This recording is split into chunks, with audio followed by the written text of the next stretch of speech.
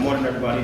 I'm Dontre Douse, first-year medical student from Mercer University's School of Medicine.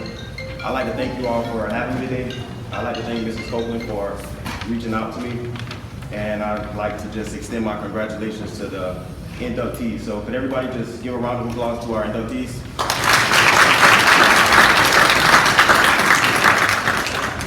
All right, so I'm here today to talk about success. I want to give you all a few tips for success. But before we get started, I would like you all to just take some time to meditate. So I would like everybody to close their eyes and just think about your dreams, goals, aspirations, what you plan on doing after high school. So y'all go ahead and close your eyes, and I'll give you 15 or 20 seconds where you can just think to yourself, what you plan on doing after high school, what you plan on doing, how do you plan on being successful? So y'all just take some time.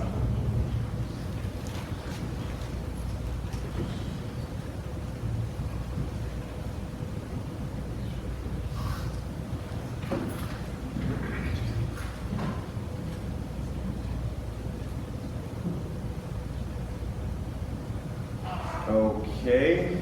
All right, so now, everybody, you should have your dreams, your goals, your aspirations. You should have these at the forefront of your mind as we go through this talk, okay? It's gonna be interactive. I'm gonna reach my hand out to you. That means that I would like for you to respond to me or, answer the question, finish the sentence. So we're gonna make it responsive, all right? So, for success, what if I told you that you had to be a nerd? Now, I know that y'all thinking like, what does he mean? You gotta be a nerd. Let me tell you a story. So, growing up, I generally did well in school. I got A's, a few D's here and there, but that's, y'all know how teachers try to get over on y'all. Don't want to give you the A. Okay, never mind. Anyways, so I got a few, I did well, but this resulted in me being ridiculed or made fun of. So people will be like, man, what you doing, bro? You a nerd. Why you always trying to work so hard? Why you always trying to do extra? And I thought, what's wrong with doing extra? Isn't the point of us coming to school for us to do well so we can end up being successful later in life? I don't know, that's just what I was thinking. So it also gave me pretty bad luck with the ladies. So I'll try to ask a girl for her number. And she'll be like, boy, why, you a nerd? I'm not talking to you. And I'm like, what? A nerd? So, anyways, I put that in comparison to somebody like Bill Gates, billionaire, right? So he started the Microsoft company, and he made a quote. He said, you should be nice to nerds. You might have to work for one day. So I was like, my peers are calling me a nerd and making it seem like it's a bad thing. Whereas Bill Gates, on the other hand, a billionaire, somebody who's successful, he's making it seem like it's something that I should aspire to be. So anyways, I was thinking about all that and thinking about what I should tell you guys in terms of reaching success. And so I came up with the acronym for the word nerd. So now it would be, kind of okay to be a nerd. So, as far as the N stands for networking. All right. So the N stands for networking. All right, cool. So the E stands for enthusiasm.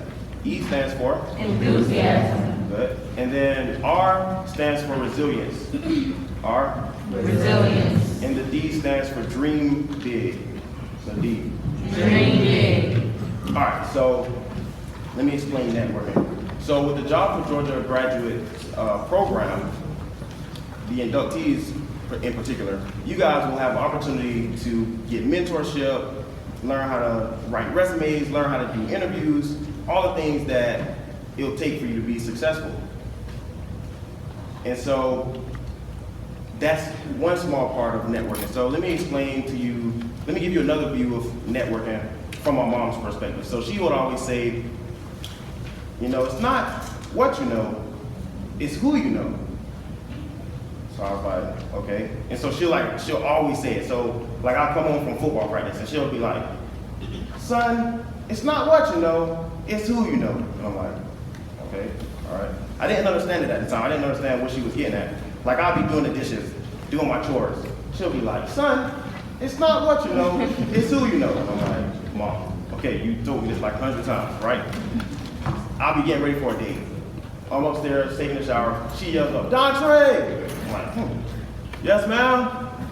Son, it's not what you know.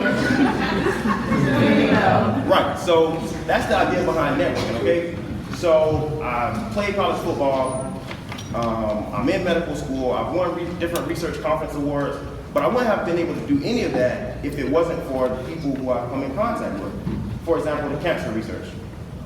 I didn't come up with cancer research alone. I had to meet a mentor, somebody from University of Chicago, top research school, right? And so playing college football, for example, I wouldn't have been able to play college football had it not been for my coaches from high school, had it not been for coaches that I've met going to different camps, things of that nature. So I think you guys pretty much get the idea, right? It's not what you know, it's who you know. That's networking. So the next letter is enthusiasm. And we can explain it kind of like this. So if I'm a mentor, right?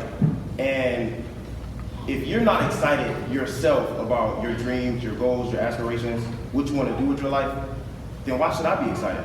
Why should I reach out and give you resources? Why should I try to help you to reach success if you're not excited yourself? It doesn't make sense, right? So I like everybody to just, on the count of 3, yell, shout, clap. Just be excited about your dream, the dreams that we just thought about a few minutes ago, okay? So 1, 2, 3.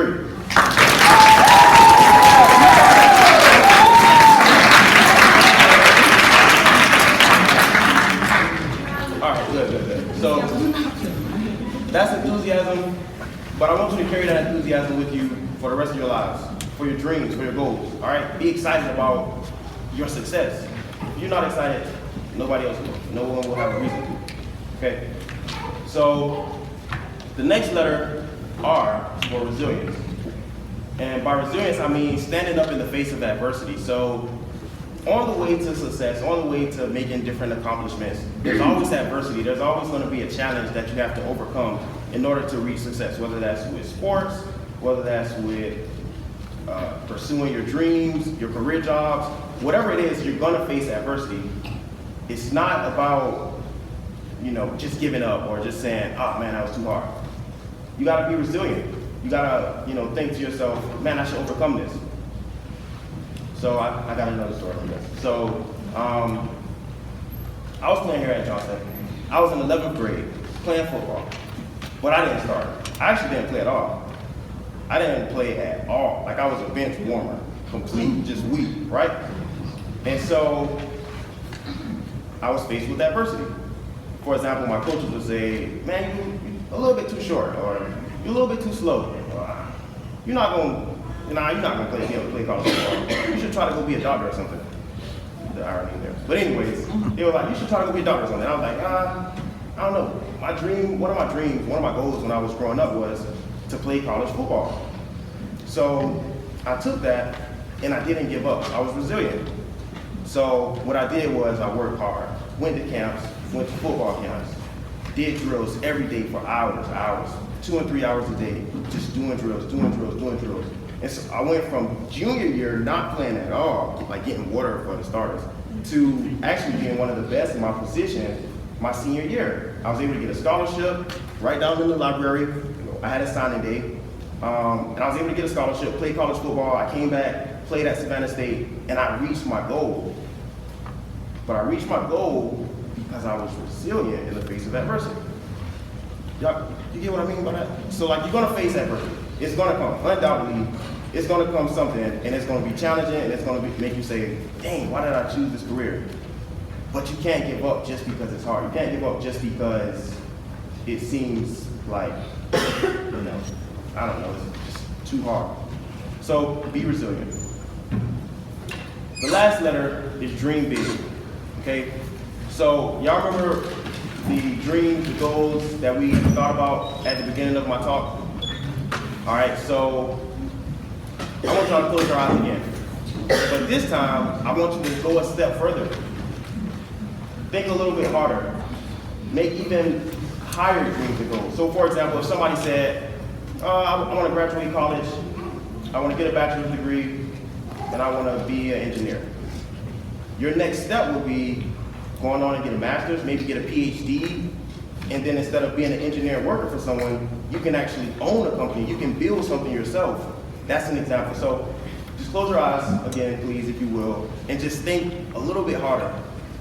What's the next step? What's a step further?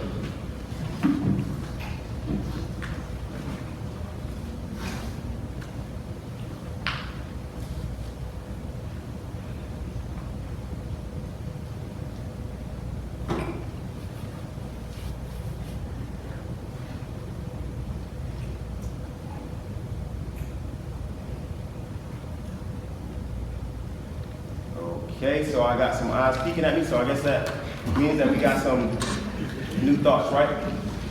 All right, y'all, so there's a quote, and it says, you should reach for the moon, because even if you fall short, you at least get to the stars, right? It's a lot of boundaries that you can break. You can think, oh, I'm gonna get to the ceiling, or I'm gonna get to the birds, I'm gonna get to the clouds, I'm gonna get to the sky. But this guy who made this quote, he's thinking, if you can get to the moon, if you aim for the moon, at least you'll get to the stars, which is still higher above anything that you thought you could do. So what I'm trying to get you guys to see is that if you aim extremely high, the least that you can do is have some sort of success. But the most that you can do is be more successful than you ever imagined that you could be. Okay?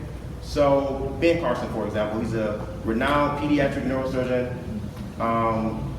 He wrote a book, and it was titled Dream Big. He grew up in the hood. His mom, I don't even know if she graduated high school. She couldn't help him. He had to teach himself. He had to teach himself how to read, teach himself how to work hard, teach himself how to do medicine, you know? And so he went from this little kid in the hood, inner city kid, to pediatric neurosurgeon. And that's because he dreamt big. He didn't allow somebody to say, oh, you can't do that. No, you're not good enough to do that. Right? So if anybody tells you, oh, well, dang, I don't know if I can do that. That seems hard. Or, well, I don't know if too many black people do that. I don't know if I see too many people do that. Then that's where your dream comes in. That's where you're supposed to be even more excited to say, well, I'm gonna do this. I'm gonna do this just because somebody else thinks I can. I'm gonna dream big.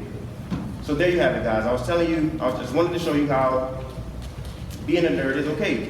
You learn how to network, you can be enthusiastic about your dreams, you can be resilient in the face of adversity, and you can dream big. So now I'd like everybody to stand up. We're gonna do some affirmations. Stand up, come on, come on, come on, come on, come on.